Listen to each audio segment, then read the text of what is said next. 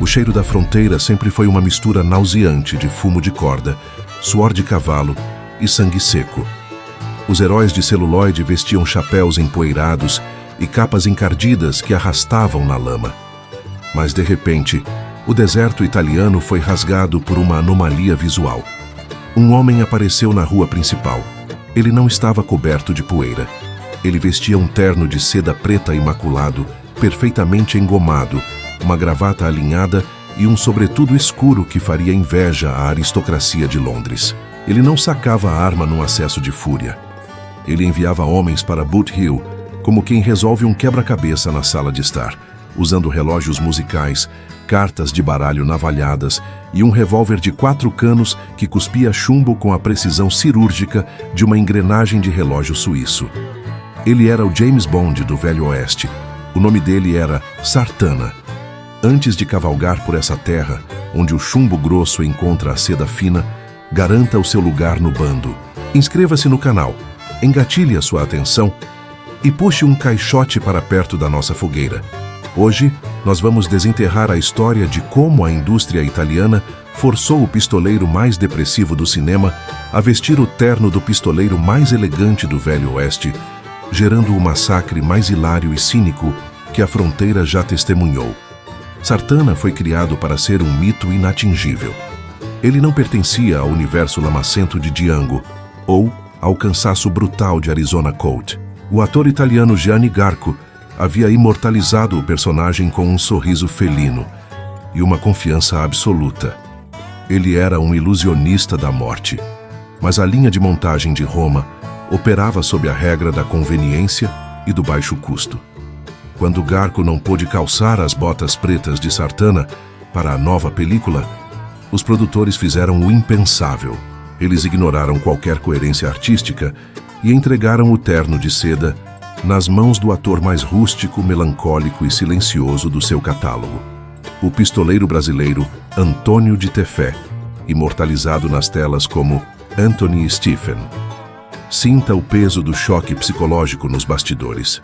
Anthony Stephen não sabia ser charmoso. Ele não sorria. O olhar dele era um abismo de exaustão forjado na vida real, como já contamos ao redor desta fogueira. Colocar o pistoleiro brasileiro dentro do traje de Sartana era como forçar um lobo sarnento e calejado a usar uma coleira de diamantes. O resultado deveria ter sido um desastre completo, uma paródia ridícula de um personagem já estabelecido. Mas a genialidade do cinema B europeu mora no imprevisível. Em vez de tentar imitar o sorriso de Gianni Garco, Anthony Stephen usou o seu estoicismo de pedra para criar o que os americanos chamam de deadpan humor, um humor negro, seco e asfixiante, onde o absurdo da carnificina é contrastado pela total apatia do executor. Visualize a pequena e violenta cidade de ouro do Velho Oeste. O roteiro de Um Colt para Sartana não perde tempo com ideais de justiça. O motor da trama é uma ganância podre. Um banco guarda $74 mil. Todos na cidade sabem disso. Os banqueiros corruptos querem o dinheiro. Um bando impiedoso de assaltantes chamado Os Sansons quer o dinheiro. E no meio desse pântano de traições, surge o nosso pistoleiro brasileiro de terno impecável. A estética do filme trabalha o contraste de forma agressiva. Enquanto os bandidos suam em bicas, com a pele brilhando de oleosidade e roupas cheias de remendos grosseiros, Sartana caminha pelo cenário como se estivesse flutuando. Não há um único grão de areia na sua manga de seda. A postura dele não tem tensão. Ele parece cronicamente entediado com a ideia de ter que abater dezenas de bandoleiros. A dinâmica se torna puramente irônica. Acompanhe a coreografia cínica de um confronto típico deste filme. Um grupo de capangas, fedendo a uísque barato e desespero, encurrala Sartana num salão escuro. As alavancas dos rifles estalam. O ambiente fica denso, com o cheiro de medo e madeira velha. A morte parece inevitável. Anthony Stephen não levanta a voz. O seu rosto não move 1 milímetro. Ele simplesmente joga um relógio de bolso antigo na mesa de pôquer. A tampa de prata se abre com um clique metálico.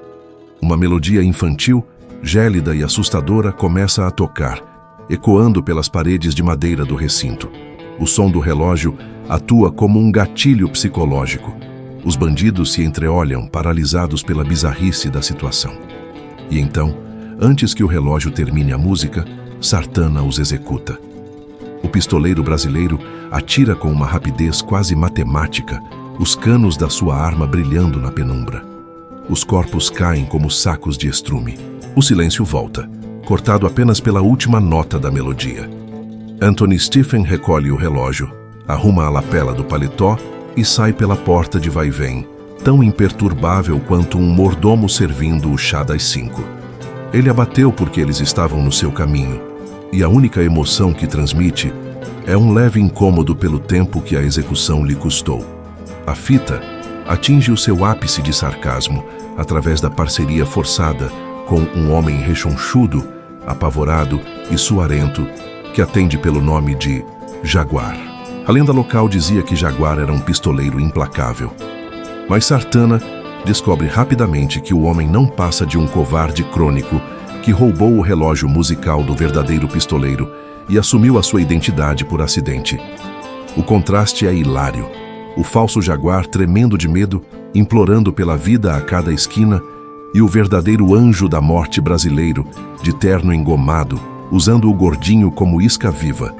O roubo do banco não é planejado em cavalos sob a luz da lua. Sartana aborda a invasão do cofre como um engenheiro entediado. Ele usa bananas de dinamite, cordas e uma precisão que beira o deboche, sempre um passo à frente da corja que tenta traí-lo. O pistoleiro brasileiro transformou o espião charmoso do Velho Oeste num burocrata da pólvora.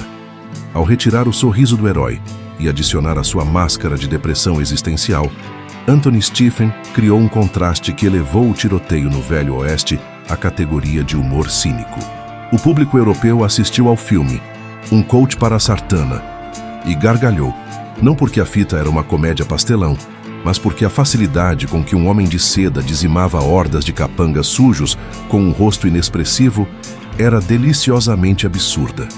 A máquina italiana provou mais uma vez que as lendas de Hollywood podiam até ser intocáveis, mas no inferno lamacento da Europa, um terno limpo e um rosto sem esperança valiam muito mais do que 1000 sorrisos perfeitos. Se você gosta das ironias deslavadas, do cinismo e do chumbo que voa nesta história, e quer ver com os próprios olhos o nosso aristocrata brasileiro Anthony Stephen interpretando o lendário pistoleiro Sartana e fatiando a concorrência com o seu terno de seda intocável, o mapa para esse tesouro está aqui mesmo no YouTube, nos arredores da nossa fogueira. Um Coach para Sartana está disponível completo e dublado no canal dos nossos parceiros, O Gringo, Filmes de Faroeste. Acomode-se no sofá, engatilhe a sua Winchester e vá testemunhar o nosso pistoleiro brasileiro James Bond do Velho Oeste em toda a sua letal apatia. Eu sou Mário Salum, um caçador de verdades cobertas de cinismo, apaixonado por pólvora, relógios musicais e pelo humor sombrio que só a fronteira sabe forjar. E não se engane, quando um homem de terno preto cruzar a linha da poeira e o relógio de bolso abrir, pare de rir e comece a rezar, porque a sua cova no cemitério de Boot Hill já está comprada.